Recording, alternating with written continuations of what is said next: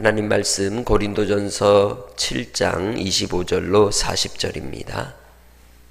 처녀에 대하여는 내가 주께 받은 계명이 없으되 주의 자비하심을 받아서 충성스러운 자가 된 내가 의견을 말하노니 내 생각에는 이것이 좋으니 곧 임박한 환난으로 말미암아 사람이 그냥 지내는 것이 좋으니라.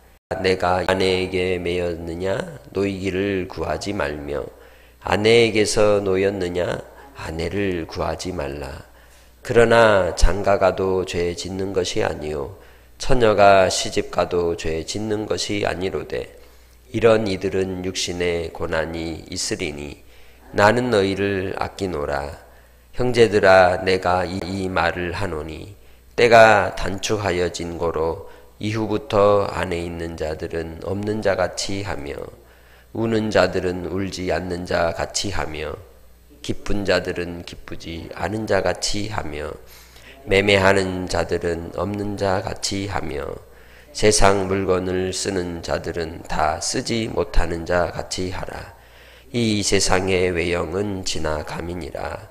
너희가 염려 없기를 원하노라.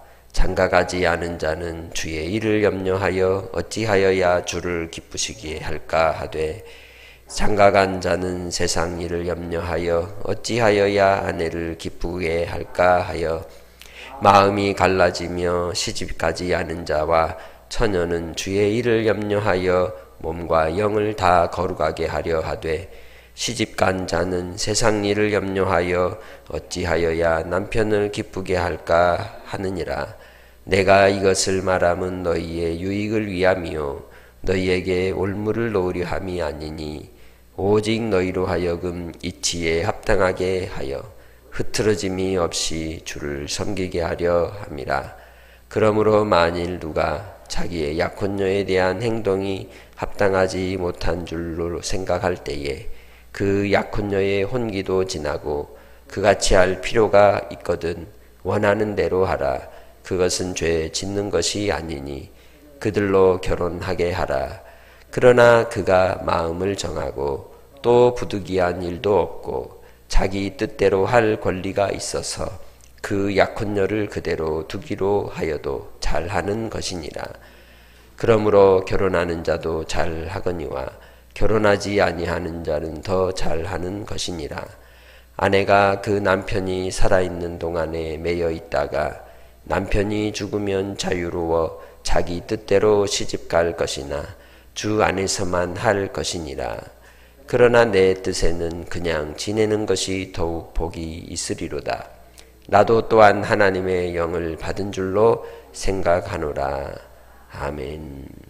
하나님 말씀은 좋은 교훈이나 혹은 명언의 모음집이 아니라 성령의 감동함을 받은 하나님의 사람들이 주께로부터 받은 바 기록한 말씀입니다. 그 기록된 하나님의 말씀은 기록 당시의 정황과 또 시대적 배경 속에서 특별한 상황 속에 주어지기도 하고 또 그러한 특별한 상황 속에서 우리에게 주시는 변하지 않는 하나님의 진리의 교훈이 들어 있습니다.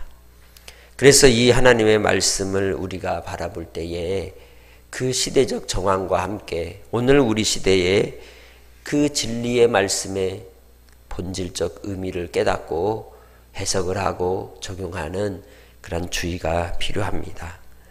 이 고린도전서 7장에 나오는 결혼과 관련된 이러한 권면들은 당시 고린도 지역의 사회적인 문제들 또 교회 공동체 안에서 이루어지고 있는 그러한 고민들로 인하여 적용되어 있는 그러한 결혼의 내용인 것입니다.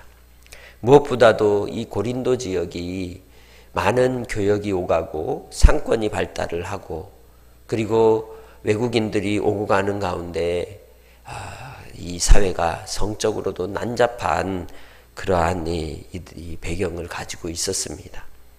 그렇기 때문에 미혼 남성들은 정욕을 주체하지 못하고 함부로 몸을 남발하고 그리고 이러한 일들이 교회 안에까지 영향을 미쳐서 이 음행의 문제로 인해서 교회 안에서도 심각한 그런 문제들이 있었던 것이죠. 그래서 오늘 본문을 통해 결혼에 대해서 권면을 하고 있는 겁니다. 그리스도인이라면 배우자 된 자가 금욕을 이유로 결혼 생활을 충실히 하지 못하는 그러한 문제들도 있었습니다. 또한 그리스도인 배우자로서 신앙의 이유로 배우자에 대하여 갈라지고 또 헤어지는 경우도 있었던 것이죠. 그래서 바울의 견해를 따라 이제 권면을 하는 내용이 이 7장에 전체적으로 나오는 내용인 것이죠. 25절로 40절의 내용은 미혼 남녀에 대한 의견을 이제 전하고 있는 겁니다. 주의 말씀에 근거하지는 않지만 자신을 신뢰할 수 있는 자로 칭하여 권위를 부여하고 오늘 말씀을 하고 있습니다. 여인들에 대하여 혹은 이제 미혼 남성에 대하여까지 적용을 하여서 설명을 하고 있습니다. 이 내용 속에서 우리가 볼 수 있는 것은 전제가 무엇이냐? 환란이 곧 닥친다는 겁니다. 환란의 때를 지나게 되는 상황 속에서 그리스도인이 우린 어떻게 살아야 될 것인가를 소개하고 있는 것이죠. 이 임박한 환란으로 인하여 당할 고통과 또 생명의 경각 간에 무엇에 집중해야 될 것인가를 생각할 때 결혼하는 것이나 결혼하지 않는 것이나 그대로의 상태에 머무는 것이 낫다고 27절에 말씀하고 있는 것이죠.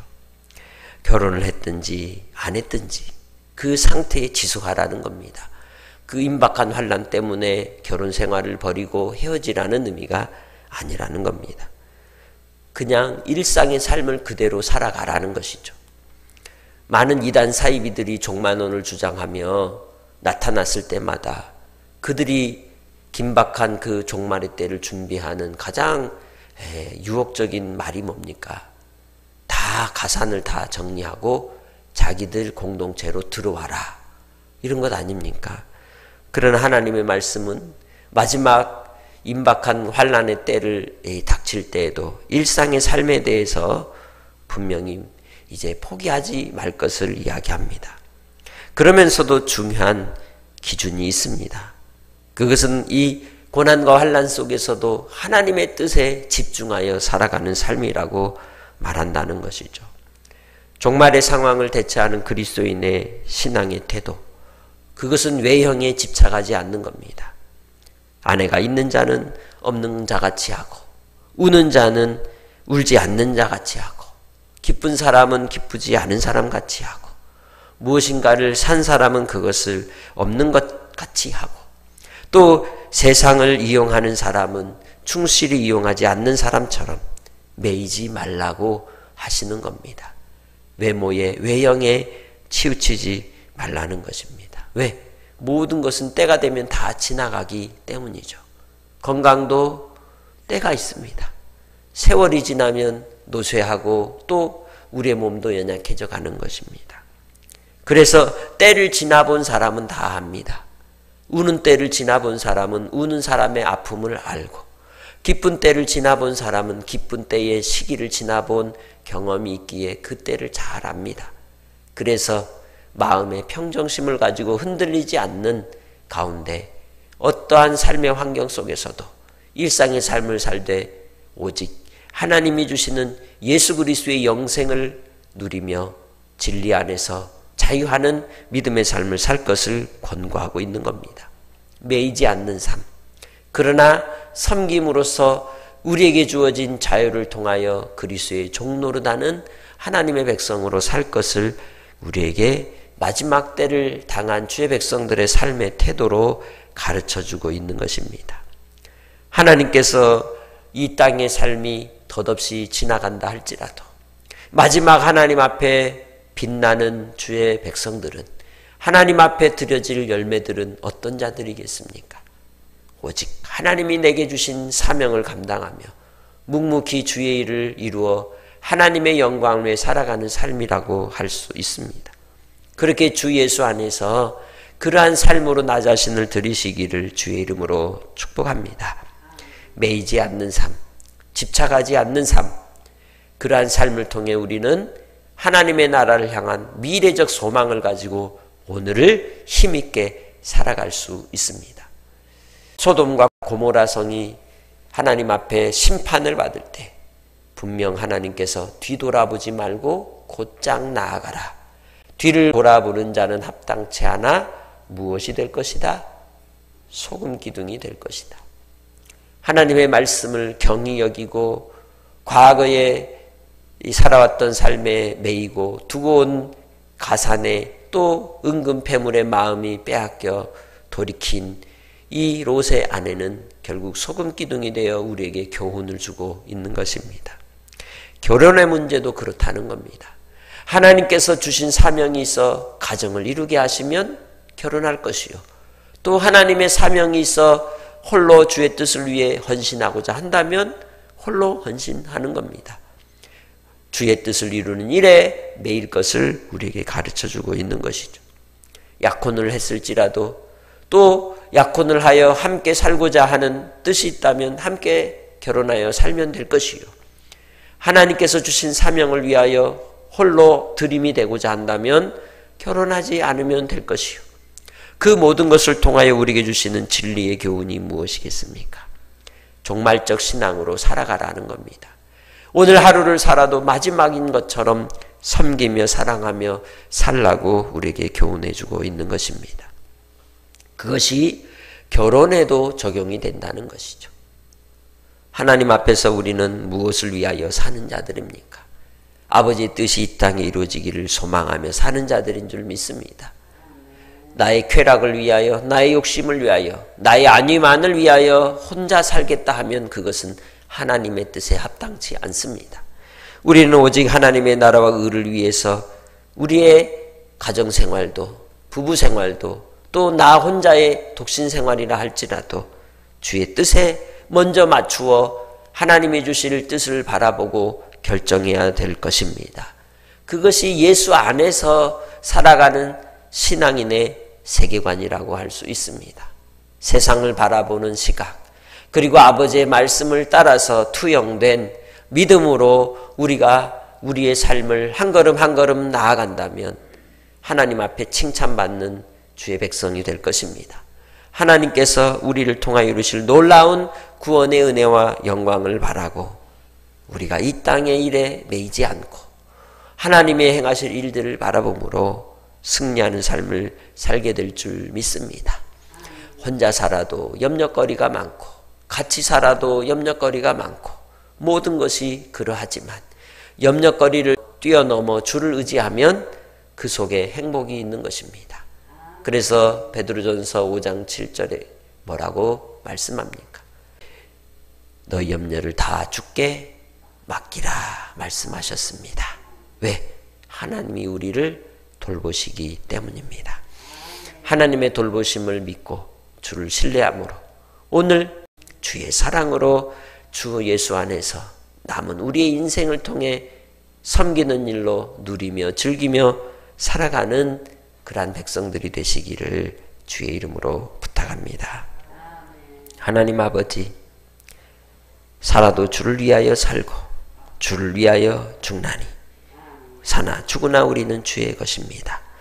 오늘 하루 나의 삶에 부딪히는 한계와 문제들 속에 집착하여 스스로 무너지지 않게 하시고 근심, 걱정, 염려거리 오직 아버지 앞에 다 내려놓고 아버지께서 우리를 돌보시기에 주를 즐거워하게 하시고 주 예수 안에서 주의 나라와 의를 위하여 믿음으로 살아가는 주의 백성들 되게 하옵소서.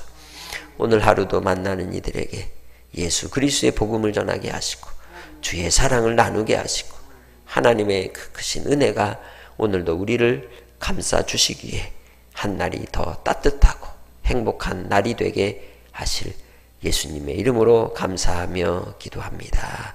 아멘.